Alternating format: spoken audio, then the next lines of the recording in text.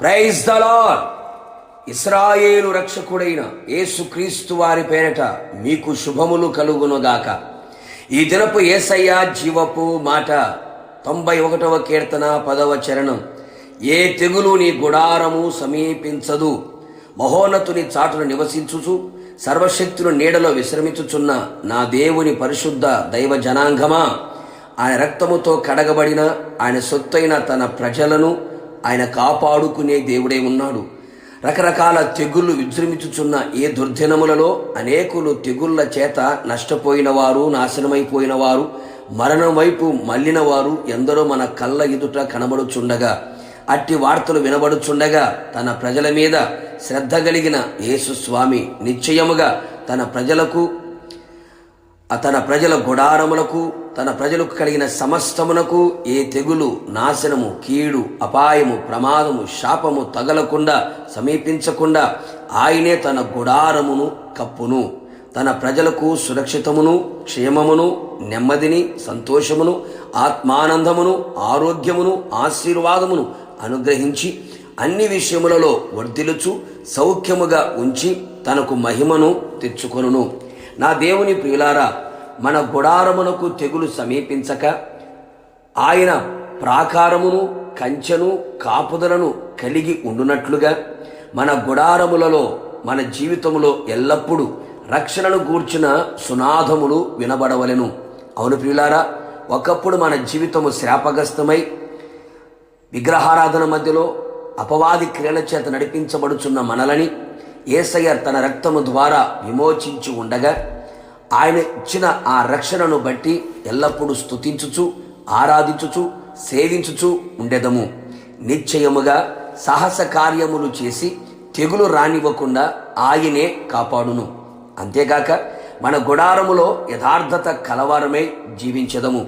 ఎలాంటి కపటము, వేషధారణ లేని వారమై యథార్థమైన మాట, ప్రవర్తన, జీవితం కలిగి ఉండెదము. గుడారములో ఎలాంటి దుర్మార్గత, దుష్టత్వము, పాపపు క్రియలు, యేసయ్యకు అసహ్యమైనవి, నీచమైనవి, హేయమైనవి లేకుండా తొలగించుకునేదము. నిశ్చయముగా తెగులు గుడారమునకు రాకుండా సమీపించకుండా ఆయన తన రక్తపు కోట వేయును. మన గుడారములలో దేవుని వాక్యము సమృద్ధిగా ఉండాలి. అవును ప్రియులారా, ఎల్లప్పుడూ వాక్యమును చదువుచు, ధ్యానించుచు, అనుసరించుచు ఉండేదము.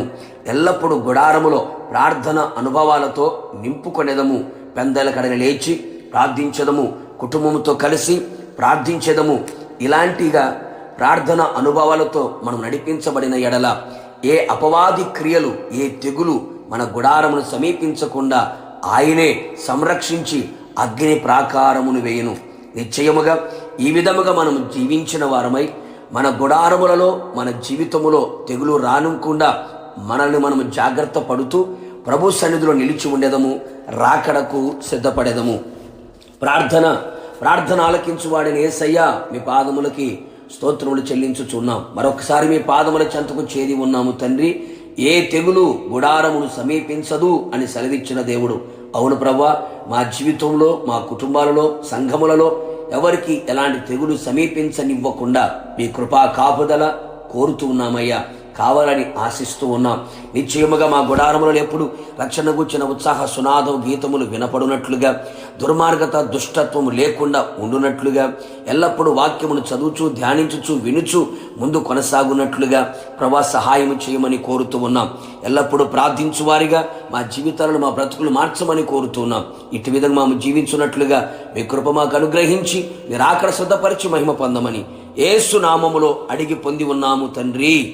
ఆమేన్. నిశ్చయముగా మీకును మీ కుటుంబ సభ్యులందరికీ ఏ తెగులు రానివ్వకుండా ఆయనే సంరక్షించును గాక. God bless you.